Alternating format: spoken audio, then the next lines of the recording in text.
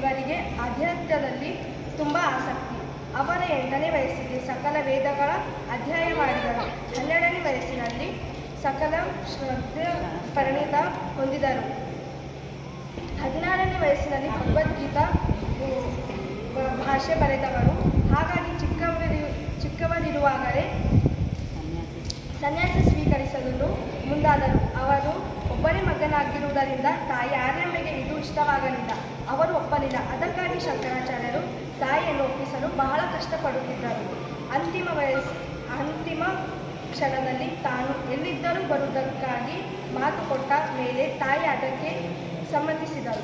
ಸೂಕ್ತವಾಗಿ ಗುರುವನ್ನು ಹುಡುಕುತ್ತಾ ಪ್ರಯಾಣ ಆರಂಭಿಸಿದರು. ಮುಂದೆ ತಾಯಿಗೆ ಕೊಟ್ಟ ಮಾತಿನಂತೆ ಅವರ ಅಂತಿಮ ಕ್ಷಣದಲ್ಲಿ ಕಾಲ್ನಟಿಗೆ ಹಿಂದಿರುಗಿ ತಮ್ಮ ದಿವ್ಯವಾದ ಶಕ್ತಿಯಿಂದ ತಾಯಿ ಆರಂಭೆಗೆ ವಿಷ್ಣುವಿನ ದರ್ಶನವನ್ನು ಮಾಡಿಸಿದರು.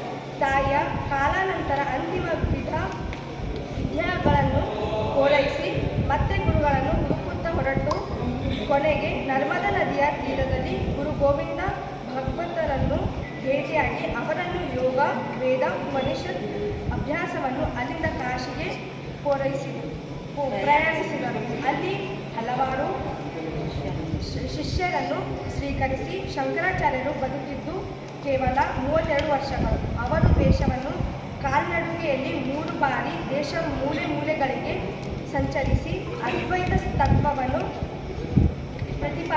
ಪ್ರತಿಪಾದಿಸುತ್ತಾ ಅದನ್ನು ಜಗತ್ತಿಗೆ ಸಾರಿದರು. ಇಲ್ಲಿ ಅದ್ವೈತ ಎಂದರೆ ಸಂಸ್ಕೃತದಲ್ಲಿ ದ್ವಿ ಎಂದು ಅರ್ಥ. ಅವತಾರವನ್ನು ಪಡೆದುಕೊಂಡವರು ಯಾವಾಗ ನಮ್ಮ ಭಾರತ ದೇಶದಲ್ಲಿ ಹಿಂದೂ ಧರ್ಮ ಒಂದು ಅವನತಿಗೆ ಬಂದಾಗ ಅವ್ರು ಏನು ಮಾಡಿದ್ರಪ್ಪ ಅಂತಂದರೆ ಈಗಾಗಲೇ ಅಕ್ಷತಾ ಅವರು ಹೇಳಿದಂತೆ ನಮ್ಮ ಭಾರತ ದೇಶವನ್ನು 3 ಬಾರಿ ಸುತ್ತಿ ಹಿಂದೂ ಧರ್ಮವನ್ನು ಏಕೀಕರಣಗೊಳಿಸಲಿಕ್ಕೆ ಪ್ರಯತ್ನ ಮಾಡಿದರು. ಅನ್ಯ ಧರ್ಮೀಯರ ಕಾಟ ನಮ್ಮ ಸನಾತನ ಧರ್ಮದ ಮೇಲೆ ಭಾಳ ಆಗಿತ್ತು.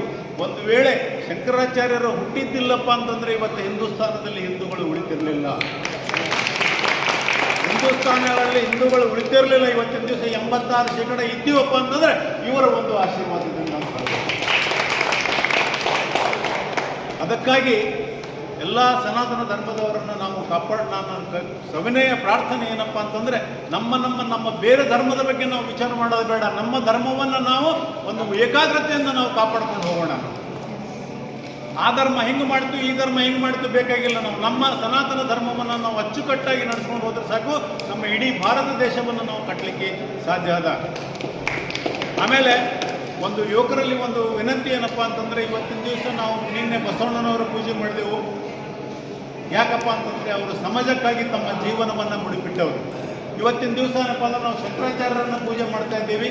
ನಾವೇನಪ್ಪ ಇವತ್ತು ಅವರು ಸಮಾಜಕ್ಕಾಗಿ ಜೀವನವನ್ನು ಮುಡಿಪಿಟ್ಟವರು. ಇವತ್ತು ನಮ್ಮ ಮುತ್ತಾಗ ನಾವು ಪೂಜೆ ಮಾಡಲಿಕ್ಕಿಲ್ಲ. ಯಾಕಪ್ಪ ಅಂದ್ರೆ ನಮ್ಮ ಮುತ್ತೆ ಏನು ಮಾಡ್ಯಾನಪ್ಪ ಅಂದ್ರೆ ತನ್ನ 4 ಮಕ್ಕಳು ತನ್ನ ಕುಟುಂಬ ಸಲುವಾಗಿ ಸತ್ತ. ಯಾರು ಸಮಾಜದ ಸಲುವಾಗಿ ಸತ್ತಾರೋ ಅವರ ಫೋಟೋಗಳನ್ನು ಮಾತ್ರ ಪೂಜೆ ಮಾಡ್ತಾರೆ.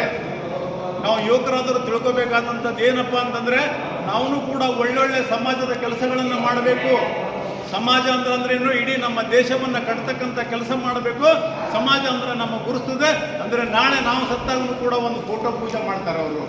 ಇಲ್ಲದಿದ್ರೆ ನಮಗೆ ಯಾರೂ ನೆನೆಸಂಗಲ್ಲ.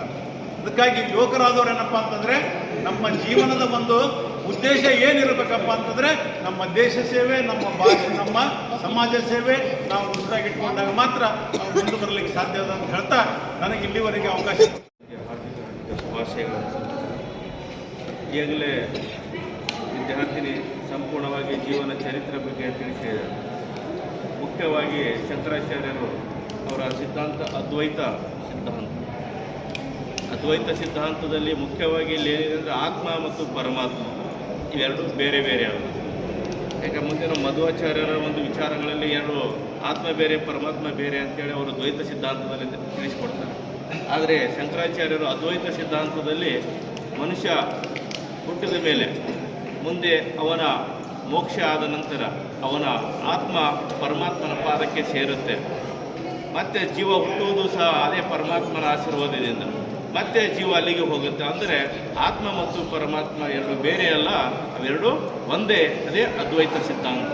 ಅದಕ್ಕಾಗಿ ಇವರು ಅಹಂ ಬ್ರಹ್ಮಾಸ್ಮಿ ಅಂತ ಹೇಳ್ತಾರೆ.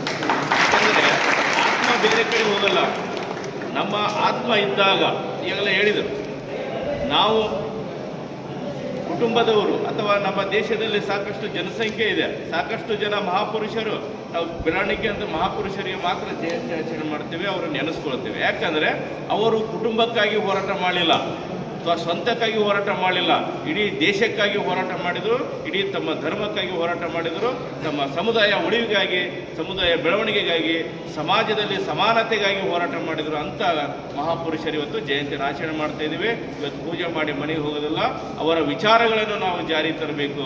ಅವರ ವಿಚಾರಗಳು ಪ್ರತಿಯೊಂದು ಕುಟುಂಬದಲ್ಲಿ, ಪ್ರತಿಯೊಂದು ಯುವಕರಲ್ಲಿ ನಾವು ಅಳವಡಿಸಿಕೊಂಡಾಗ ಮಾತ್ರ ನಮ್ಮ ಭಾರತ ದೇಶದ ಸುಮಾರು ಹೇಳಿದ್ರು ಈಗ 4 ದಿಕ್ಕಿನಲ್ಲಿ 4 ಮಠಗಳು ಸ್ಥಾಪನೆ ಮಾಡಿದ್ದಾರೆ, 3 ಬಾರಿ ಕಾಲ್ನಡಿಗೆಲ್ಲ ತಿರುಗಾಡಿದ್ದಾರೆ.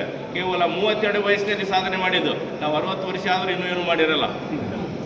ಇನ್ನೂ ನಾನು ಮಾಡಬೇಕು, ಅವಾಗ ನಾನು ಏನೋ ಬೇಕು ಅಂತ ಪಡೆದಾಡ್ತೀವಿ. ಆದರೆ 32 ವಯಸ್ಸಿನಲ್ಲೇ ಜಗತ್ತಿನಲ್ಲಿ ಇರ್ತಕ್ಕಂಥ ಎಲ್ಲ ವಿಚಾರಗಳನ್ನು ತಮ್ಮ ಅಧ್ಯಯನದಲ್ಲಿ ಮಾಡಿ, ಎಲ್ಲ ವೇದಗಳು ಅಧ್ಯಯನ ಮಾಡಿ, ಭಗವದ್ಗೀತೆಯನ್ನು ಅಧ್ಯಯನ ಮಾಡಿ, ಆ ವಿಚಾರಗಳನ್ನು ಮಂಡನೆ ಮಾಡಿ, ಅದ್ವೈತ ಸಿದ್ಧಾಂತದಲ್ಲಿ ವಿಶೇಷವಾಗಿ ಅದ್ವೈತ ಸಿದ್ಧಾಂತ ತಾವೆಲ್ಲ ಅಧ್ಯಯನ ಮಾಡಿದಾಗ ಮಾತ್ರ ಜೀವನ ಏನಾದರೂ ಗೊತ್ತಾಗ್ಬಿಡುತ್ತೆ.